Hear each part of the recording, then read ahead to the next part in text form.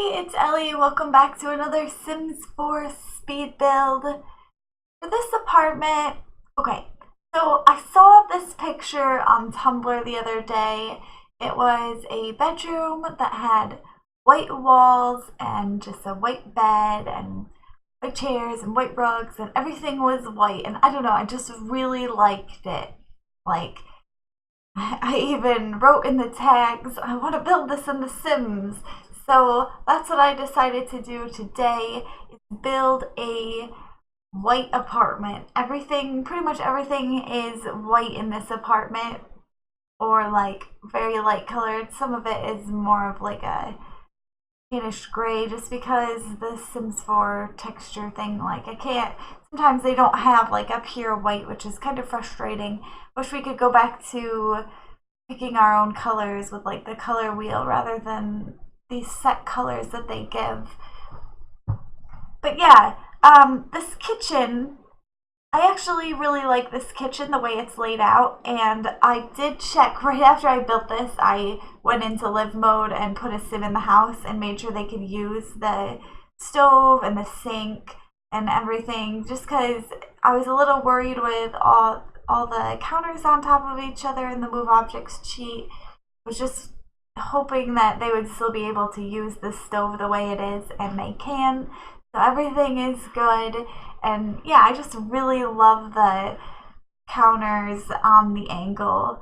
I just wish they had better angled counter pieces. That would just make things so much easier, and you'd not have to like fidget with it so much just to get a proper angled counter piece, because I feel like in real life they have that kind of stuff. Like, you might see a kitchen along that wall there. That's not the craziest thing.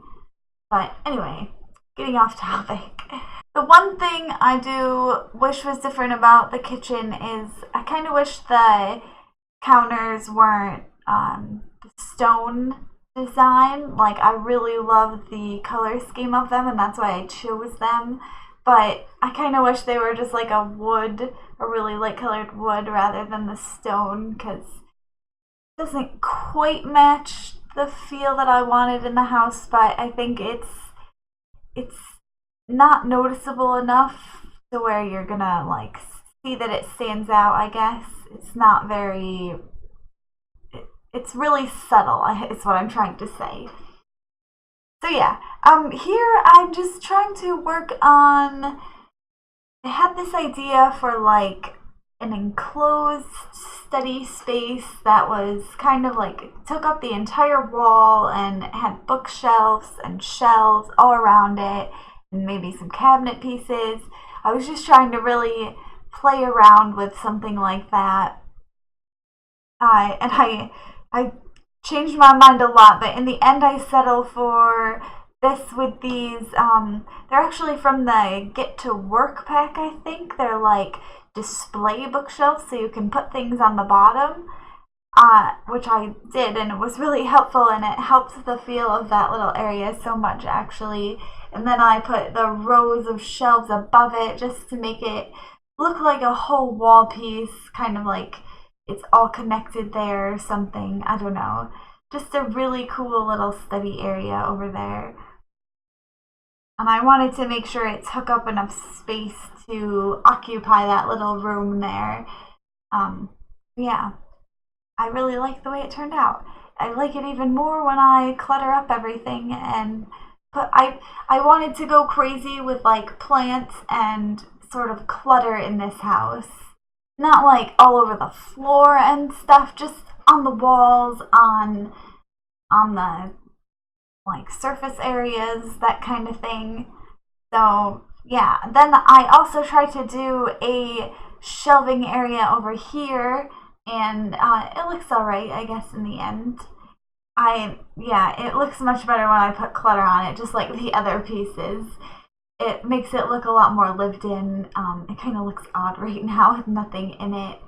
I do go back and change the light over the dining room table because it's just, it looks so yellow. It's making everything look really tan or like yellow because it's a yellow light.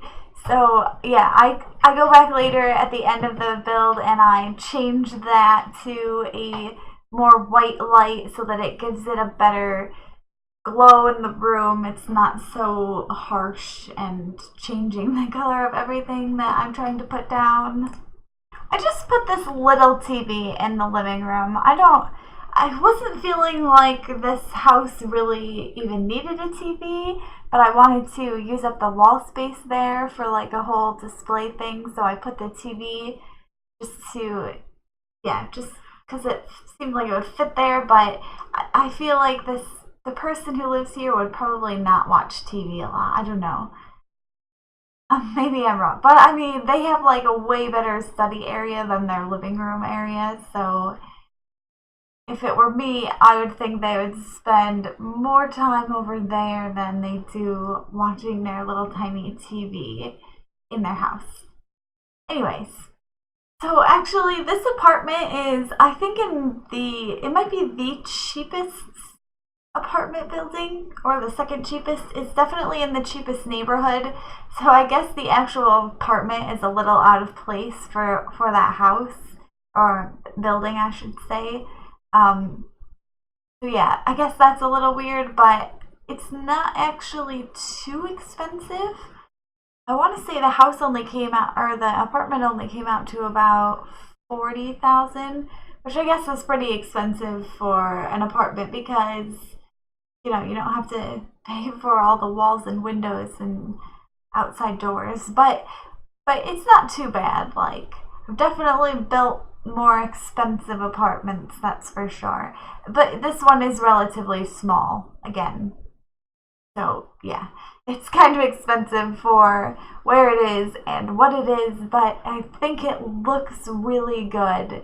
So I actually love this apartment. I think it might be one of my favorites that I built so far. The one thing that I don't like about this apartment, though, and it's not something I did, it's something that the game does.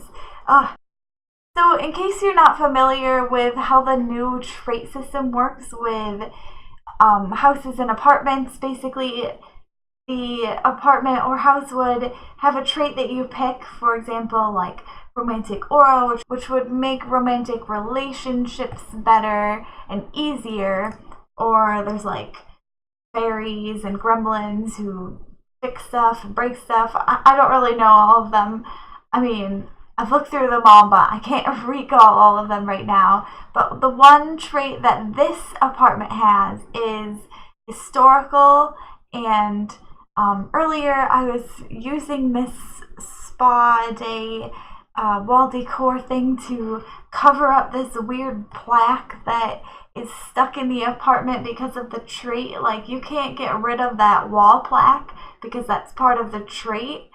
So I was getting really frustrated with that because it doesn't match my decor, and I had to find something every time to cover up those stupid plaques. Whenever I get an apartment with that trait, I have to figure out how to cover it up. So yeah, that was slightly annoying, but I think I managed it okay with that Bondi wall decor, like I said. It looks alright. It kind of matches the theme of the house a little bit. And so right about now, I am starting with the clutter. So I do clutter for like the last 2 minutes of this build because, like I said, I just wanted to put a lot of little decor and items all over these shelves to make it look really lived in. These shelves are, I assume, the only like kind of storage or display areas in the whole house. So the person who lives here is really going to use them, and they definitely do. And I think they bring the whole house together, in my opinion. Everything is looking kind of bland with it's all white. I mean, it looks good, but the clutter just helps it look like not a display house or something. I don't know. It looks so not lived in before you put the clutter and all the plants and whatnot. It is always kind of annoying to put things on shelves like this because I don't know why, but The Sims does not make a lot of their items able to go on shelves just on their own. Like, they just think they don't fit or something, even though the items are small and they definitely would fit on the shelves. They just don't let them sit there, so you have to use the cheats to like move things up and down, which, in case you didn't know, is 9 and 0. Moves it up and down. Yeah, I did eventually get all the clutter on there. And I think that's about the end of the speed build. I just go through and put some wall decor. I go for like black and white mostly, that kind of wall art and such, just to keep with the white theme, but to add a little bit of contrast to the walls. Though I did leave the walls a lot more empty than I usually do. Anyway, I hope you enjoyed this episode. If you did, make sure to give it a like and subscribe to my channel because I post Sims videos every Friday, Saturday, and Sunday. Thanks for watching. I hope to see you in the next video. Until then, bye!